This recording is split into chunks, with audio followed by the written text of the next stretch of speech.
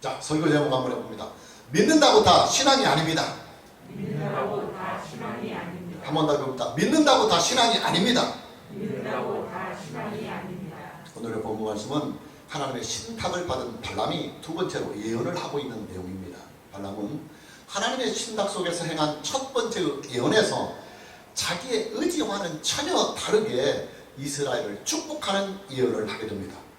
이스라엘을 저주하기 위하여 시도한 신탁이 오히려 이스라엘을 축복하는 결과를 낳고 만 것입니다. 발람은 하나님의 사람이 아닙니다. 하나님과는 충돌이 일어나는 이방세계의 점술가요 주술가입니다. 그는 돈을 받고 점을 치며 돈을 받고 주술을 부리는 사람입니다. 그는 지금 모압의 왕인 발락으로부터 이스라엘을 저주해달라고 하는 부탁을 받고 주술을 하기 위하여 모압에 와 있습니다. 발람은 이스라엘을 저주하는 대가로 권력을 약속받은 상태에 있습니다.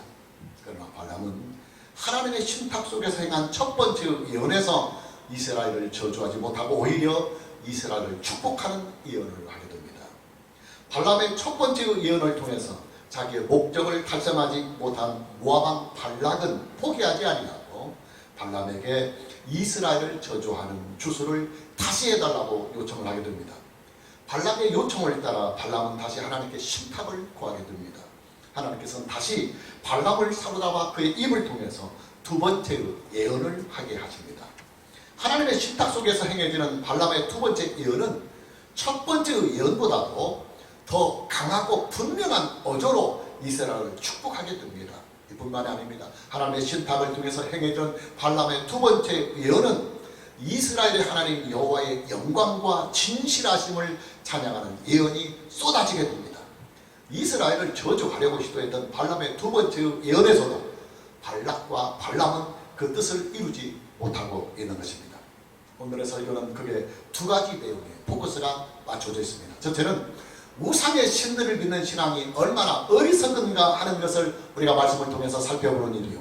둘째로는 발람의 예언을 통해서 계시가 되고 있는 하나님은 어떤 분인가 하는 것을 살펴보면서 과연 어떤 신앙이 참된 신앙인지 그 해답을 본문의 말씀을 통해서 찾아보려고 합니다. 여러분, 신앙이라고 하는 이 특수한 영역은요, 누구를 믿을 것이냐, 누구를 믿을 것이냐 하는 문제가 가장 중요한 관건이 됩니다. 이 문제는 신앙의 기본이고 믿음의 기초입니다. 참된 신을 믿으면 그것은 신앙이 되는 것이지만 존재하지도 아니하는 우상을 믿으면 그것은 신앙이 아니라 미신이 되는 것입니다. 모압왕 발락이 믿는 신앙의 대상이 누구냐? 신화 속에서만 존재하고 있는 가짜 신입니다. 여러분, 신화라고 하는 것은요, 실제로는 존재하지 아니하는 신을 사람들이 신처럼 포장을 해서 만들어낸 가짜 신을 말하는 것입니다. 고대 사회에서 존재했던 이방 세계의 모든 신들은 다 신화 속에서 등장하는 가짜 신들입니다. 가장 보편적으로 잘 알려져 있는 신화는 그리스와 로마 신화입니다. 제가 초등학교를 다니던 시절에는 전국적으로 고전 읽기 대회가 있었어요.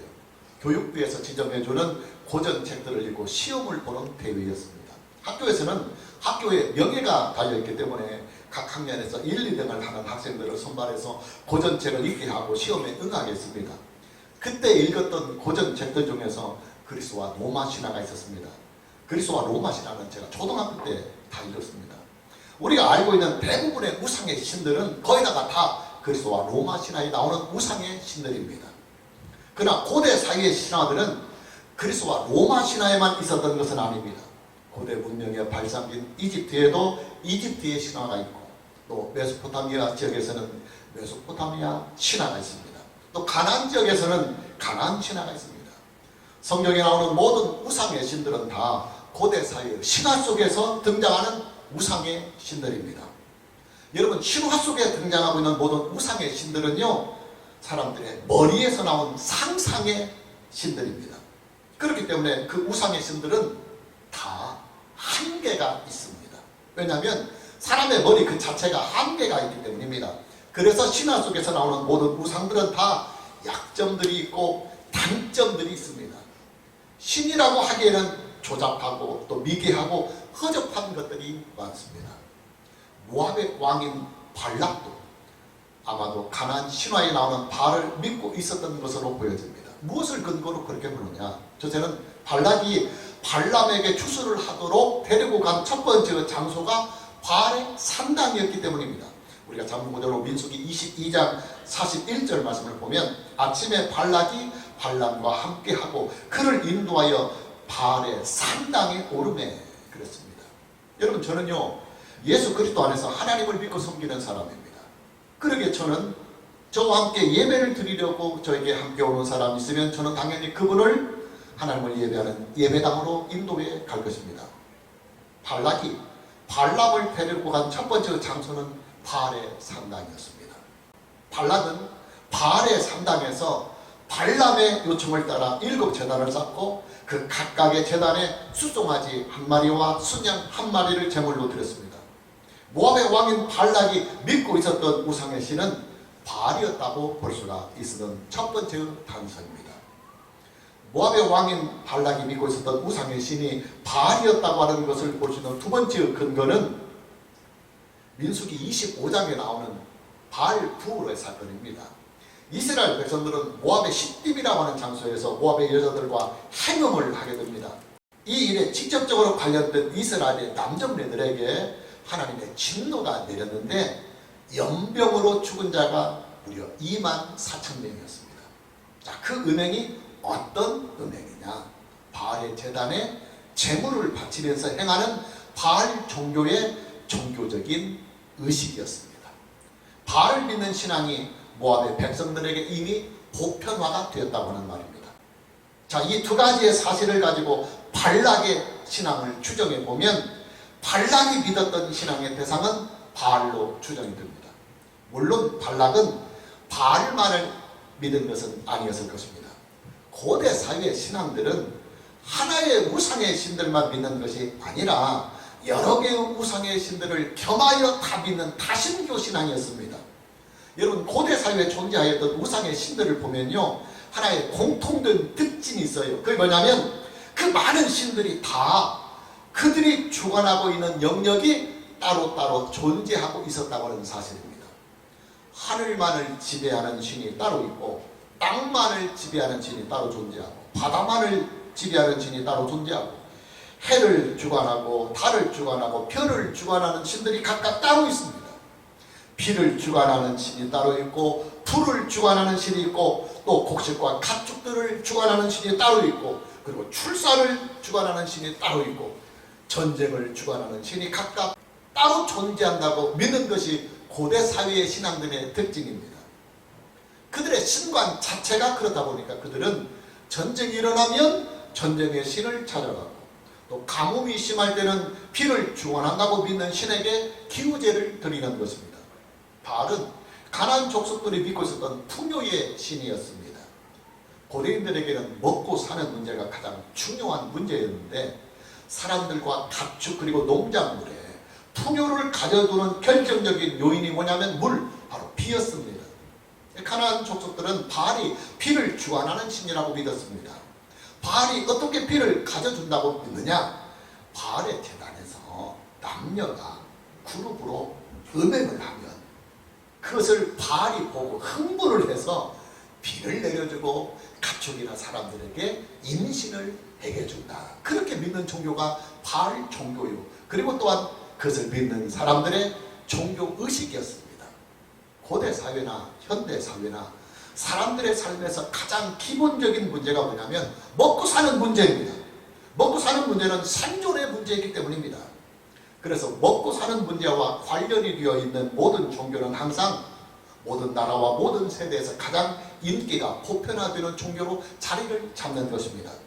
바알 종교는 먹고 사는 문제를 해결하기 위해서 가장 절박하게 필요했던 비를 바알이 준다고 믿는 신앙이었기 때문에 바알 종교는 가나안과 그 인근 지역에 살고 있는 나라들이 가장 대표적으로 믿었던 우상 종교로 자리를 잡을 수가 있었던 것입니다. 모압왕 발락은 발람을 데리고 바알의 산당에 오르게 됩니다. 바알의 산당에 7 제단을 쌓고 각각의 제단마다 수송아지 1마리와 수양 1마리를 바칩니다.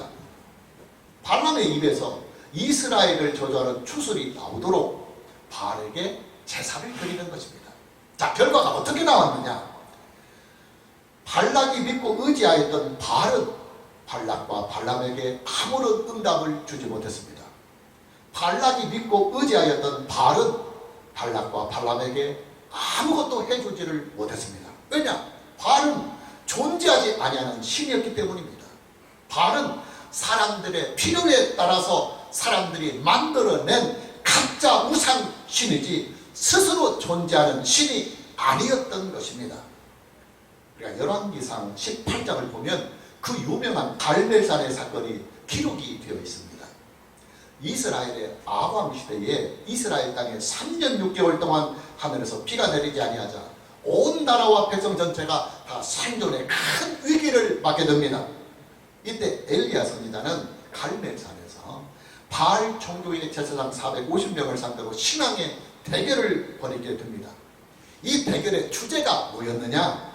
하늘에서 비를 내리게 하는 신이 참신이다 하는 것을 밝혀내기 위해서 어느 신이 과연 참신이냐? 비를 주관하는 신이 여호와 하나님이냐 너희들이 믿는 바알이냐 하는 것을 가려 내잡고 시도했던 것이 바로 갈멜산에서의 엘리야의 사건입니다. 왜 엘리야는 하늘에서 비를 내리게 하는 일에 바알 종교의 제사장 450명을 다 끌어들였느냐? 바알 종교의 제사장들은 바알이 비를 내려주는 신이라고 이스라엘 백성들에게 증거를 했기 때문입니다. 자, 그 대결의 승자가 누구였습니까?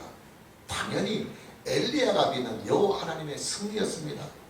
엘리야 선지자가 믿고 섬기는 여호와 하나님께서 엘리야의 기도에 응답하셔서 3년 6개월 동안 비 한 방울이 내리지 아니하는 이스라엘 땅에 비를 내려주시는 것입니다. 여러분, 신앙이라고 하는 이 영역은요, 누구를 신앙의 대상으로 믿느냐에 따라서 참되게 존재하는 신을 믿으면 그것은 신앙이 되지만 존재하지도 아니하는 헛된 우상의 신들을 믿게 되면 그 신앙은 아무리 믿음이 좋아도 신앙이 아니고 미신이 되고 마는 것입니다. 모압왕 발락이 믿고 섬겼던 바알은 신이 아니었습니다. 존재하지도 아니하는 허상이었습니다. 사람들이 만들어낸 가짜 신이었습니다. 그러기에 바알은 불러도 대답이 없고 부르짖어도 응답이 없는 것입니다. 하나님께서는 존재하지도 아니하는 가짜 신인 바알을 섬기는 발락에게 하나님이 어떤 분인가 하는 것을 발람의 예언을 통해서 나타내 주십니다. 첫째, 하나님은 말씀하신 말을 반드시 행하시는 분이십니다. 하나님은 말씀하신 말을 반드시 행하시는 분이십니다. 본문 19절 말씀을 보면 하나님은 사람이 아니시니 거짓말을 하지 않으시고 인생이 아니시니 후회가 없으시도다. 어찌 그 말씀하신 말을 행하지 않으시며 하신 말씀을 실행하지 않으리라. 고대 신화에 나오는 우상의 신들의 특징을 보면 변덕이 심하고 감정의 기복이 심하고 또 그들끼리의 경쟁과 싸움이 치열했습니다. 뿐만 아니라 신화 속에 존재하는 우상의 신들은 실수를 하기도 하고 후회를 하기도 합니다. 자, 왜 그런 현상들이 나타나느냐? 고대 신화에 나오는 모든 우상의 신들은 사람의 이 머리에서 나오는 상상 속에 있는 신들이기 때문에, 그래서 사람의 머리에 한계가 있고 허접함이 있기 때문에 사람에서 머리에서 나온 그 우상의 신들도 다 한계가 있고 그리고 허접하고 그렇기 때문에 실수를 하고 후회를 하는 것입니다. 그래서 신화라고 하는 것입니다. 여러분, 신화라고 하는 것은요, 실제로는 존재하지도 아니하는 신을 사람들이 신처럼 포장을 해서 만들어낸 가짜 신을 우리는 신화라, 그렇게 말하는 것입니다. 본문 19절 말씀을 다시 보면 하나님은 사람이 아니시니 거짓말을 하지 않으시고 인생이 아니시니 후회가 없으시도다. 어찌 그 말씀하신 말을 행하지 않으시며 하신 말씀을 실행하지 않으시랴 그랬습니다. 본문 19절 말씀을 보면 하나님은 사람이 아니시니 거짓말을 하지 아니하시고 또 인생이 아니시니 후회가 없으시다, 이렇게 선포하고 있습니다. 여기에서 나오는 거짓말과 후회는요, 신화 속에 등장하는 우상의 신들이 가지고 있는 일반적인 특징입니다. 그 우상의 신들은 다 사람의 머리에서 만들어낸 가짜 신들이기 때문에 거짓말도 하고 그리고 후회를 합니다. 신들이 거짓말을 해요. 그리고 후회를 합니다. 그러나 하나님은 신화 속에 존재하는 신이 아니십니다. 하나님은 사람들의 머리에서 만들어낸 가짜 신이 아니요, 스스로 존재하시는 여호와 하나님이십니다. 하나님은 스스로 존재하시는 참신이기 때문에 완전하시고 영원하시며 전지전능하십니다. 그리고 선하시고 의로우시며 진리십니다. 당연히 하나님은 신화 속에 존재하는 가짜 신들과는 본질적으로 다르신 분이십니다. 신화로만 존재하는 우상의 신들은 그 자체가 완전하지 못한 존재이기 때문에 거짓말을 해서라도 모략을 꾸미기도 하고, 신들이 그래요. 거짓말을 해서 모략을 꾸밉니다. 그리고 그러다 보면 잘못하면 후회를 하기도 하고 실수도 하는 것입니다.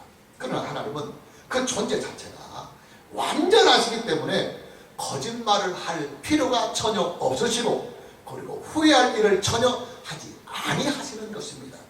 하나님께서는 그 완전하신 신의 속성을 가지시고 그 말씀하신 말을 반드시 실행에 옮기시며 또 말씀하신 일들에 대하여서는 반드시 책임을 져주시는 신실하신 하나님이신 것입니다. 여러분, 발람이 왜 이스라엘을 저주할 수 없는 것입니까? 안 하는 것이 아니고 못하는 것입니다.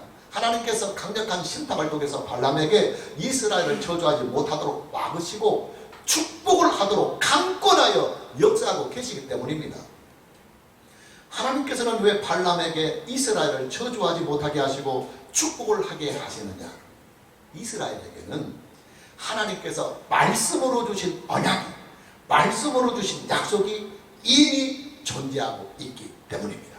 하나님께서는 아브라함과 언약을 맺으시면서 아브라함의 자손들, 아브라함의 후손들을 창대하게 하시며 복을 주시겠다고 하는 약속을 말씀을 통해서 이미 하셨습니다. 우리가 참고구절로 창세기 12장 2절과 3절 말씀을 보면 내가 너로 큰 민족을 이루고 네게 복을 주어 내 이름을 창대하게 하리니 너는 복이 될지라.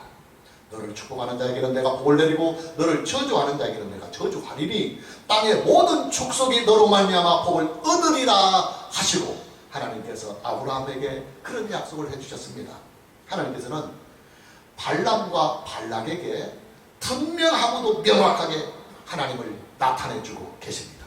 다시 본문 19절입니다. 하나님은 사람이 아니시니 거짓말을 하지 아니하시고 인생이 아니시니 후회가 없으시도다. 어찌 그 말씀하신 말을 행하지 아니하시며 하신 말씀을 실행하지 않으시랴. 하나님께서는 신화 속에 등장하고 있는 가짜 신들처럼 거짓말이나 툭툭 해버리고 후회를 하는 그런 무능력한 신이 아니라는 것입니다. 하나님께서는 하나님께서 주신 말씀에 대해서는 그 말씀을 반드시 이루시는 분이시며 그 말씀을 반드시 실행에 옮기시는 분이시며 그 말씀을 반드시 책임을 져 주시는 분이라고 하는 것을 발람의 입을 통해서 지금 이방 세계의 모압의 왕인 발람 앞에서 선포하고 계시는 것입니다.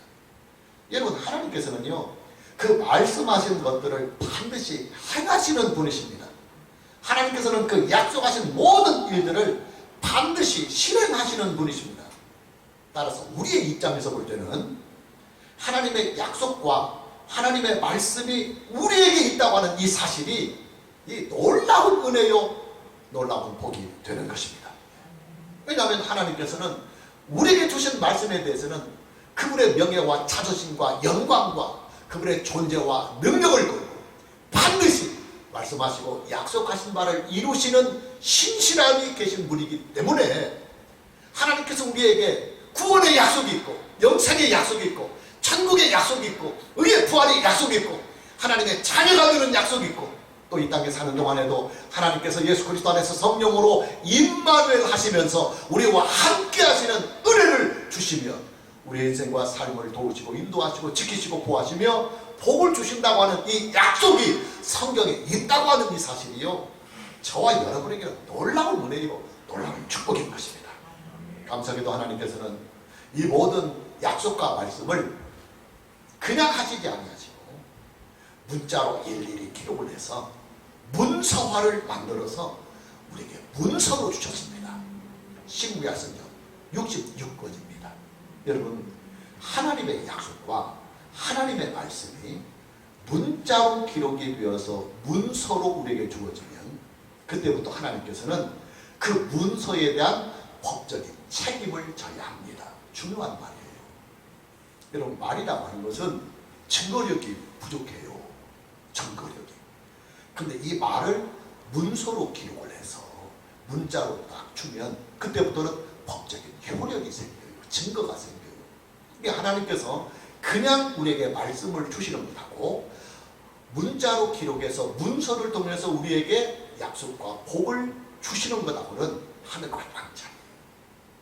그래서 하나님께서 우리에게 하나님의 말씀을 문자로 기록해서 문서로 주셨다고 하는 것은 문서화가 되는 순간 하나님은 법적 책임을 져야 돼요. 그렇기 때문에 하나님께서 이 법적인 책임까지도 우리에게 감수하시면서 하나님께서 우리에게 구원의 약속과 영생의 약속, 천국의 약속, 그리고 의의 부활의 약속, 하나님의 자녀가 되는 약속, 이 땅을 사는 동안에도 하나님께서 우리의 아버지로서 우리의 생명과 우리의 인생을 책임진다고 하는 이 약속이 문자로 기록이 되어서 문서화로 만들어서 신구약 성경 66권으로 저와 여러분에게 주어졌다고 하는 이 사실은요, 엄청난 은혜예요. 엄청난 복입니다. 따라서 저와 여러분이 성경을 믿고 성경을 의지하고 살면 반드시 성경대로 복을 받습니다. 그리고 반드시 성경대로 복을 누리며 그 복을 영원히 누리며 살게 될 것입니다. 오늘 저와 여러분 모두에게 성경의 약속과 성경의 말씀을 온전하게 믿고 순종하면서 성경이 우리에게 약속한 이 모든 하늘의 신령한 은혜와 이 땅의 놀라운 복을 충만하게 그리고 영원히 누리며 살아갈 수 있는 이 은혜가 있기를 주님의 이름으로 축복합니다. 둘째로 하나님은 택하신 백성들의 연약함을 보듬고 가시는 분입니다. 본문 21절입니다. 야곱의 허물을 보지 아니하시며 이스라엘의 반역을 보지 아니하시려니와 여호와 그들의 하나님이 그들과 함께 계시니 왕을 부르는 소리가 그 중에 있도다. 하나님과 신화 속에 등장하고 있는 우상의 신들이 본질적으로 다른 또 하나의 진실이 있습니다. 우상의 신들의 특징은 아주 이기적입니다. 그리고 노여움과 분노를 쉽게 드러냅니다. 그리고 우상의 신들은 아주 잔인합니다. 얼마나 잔인하냐면 사람을 제물로 바치게 할 만큼 우상의 신들은 잔인합니다. 실제로 여러분 역사를 보면요, 신화 속에 등장하고 있는 우상의 신들에게 자기의 자식들을 제물로 바치는 일들이 아주 많이 있었습니다. 성경에도 몰렉과 금오소 신에게 자기의 자식을 제물로 바치는 일들이 기록이 되어 있습니다. 그러나 하나님은 사랑과 은혜와 긍휼의 하나님이십니다. 하나님께서는 야곱의 허물을 보듬어 가시는 분이시며 심지어 이스라엘 자손들이 하나님께 반역을 할 때에도 그들을 내치지 아니하시고 다 보듬어 가시는 분이십니다. 여러분, 하나님과 우상의 신들이 얼마나 다르냐 하면요, 잘 들으세요. 우상의 신들은 자기 만족을 위해서, 이기적인 신이라 자기 만족을 위해서 제물을 드리고 제사를 드리는 사람에게 야, 너 갖고는 안 되겠다, 네 자식 바쳐라, 이렇게 할 만큼 잔인합니다.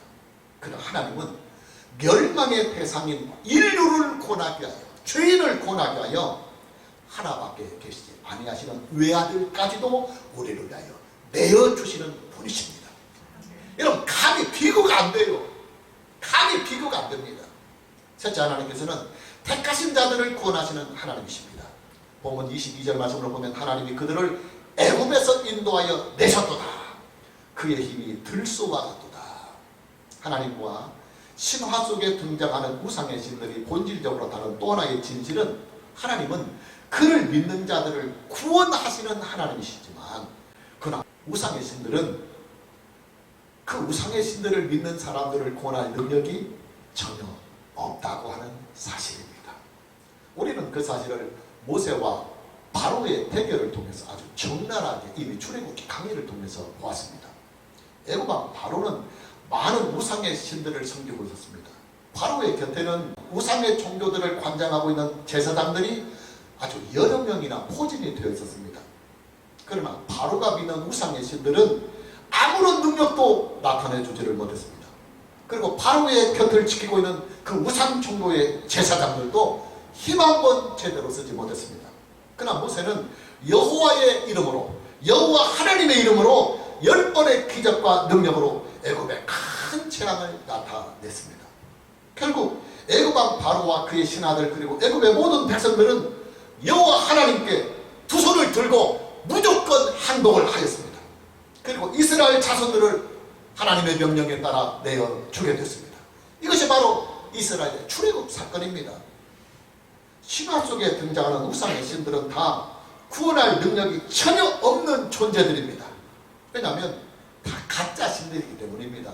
존재하지도 아니하는 신들을 사람들이 필요하기 때문에 사람의 머리를 통해서 만든 가짜 우상신이에요. 이것이 세월이 지나 여러 세월이 흘러다 보니까 진짜 신처럼 둔갑을 하는 것입니다. 이것이 신파입니다. 여러분, 저와 여러분들이 믿고 있는 하나님은요, 구원의 주 하나님이십니다. 그를 믿는 모든 자에게 온전하고도 영원한 구원을 주시는 구원의 주 하나님이십니다. 성경은 구원의 반대 개념을 멸망이라고 하는 단어로 사용하고 있습니다. 멸망이라고 하는 것은 말 그대로 망하여 없어진다는 말입니다. 생명이 망하여 없어지고, 세상이 망하여 없어지고, 인류가 망하여 없어지고, 사랑과 행복과 평안이 망하여 다 없어질 때 하나님께서는 이 모든 것들로부터 그를 믿는 모든 자들을 구원하실 수 있는 능력이 하나님께는 있습니다. 더더욱 감사한 것은 하나님께서는 그 구원하심을 우리의 행위나 우리의 성품이나 우리의 도덕이나 윤리나 우리의 공로로 주시는 것이 아니라 오직 하나님이 우리를 사랑하시는 그 사랑의 은혜로 우리에게 그 구원의 능력을 베푸시며 오직 우리 주 예수 그리스도를 믿음으로 말미암아 믿는 자에게 하나님의 그 놀라운 구원의 능력을 우리에게 나타내신다고 하는 사실입니다. 하나님께서는 발람의 입을 통해서 이렇게 선포하십니다. 본문 23절입니다. 야곱을 해야 할 점술이었고 이스라엘을 해야 할 복술이었도다. 이때 야곱과 이스라엘에 대하여 논할진대 하나님께서 행하신 일이 어찌 그리 크냐 하리로다. 여러분, 하나님께서 구원하시는 사람들을 감히 어찌 점술 따위가 해할 수가 있겠습니까? 그죠? 하나님께서 구원하신 자들은 어찌 복술이 그들을 해할 수가 있겠습니까? 그래서 점술을 하고 복술을 하는 발람이 이스라엘을 저주하지 못하고 축복만을 계속 예언하고 있는 것입니다.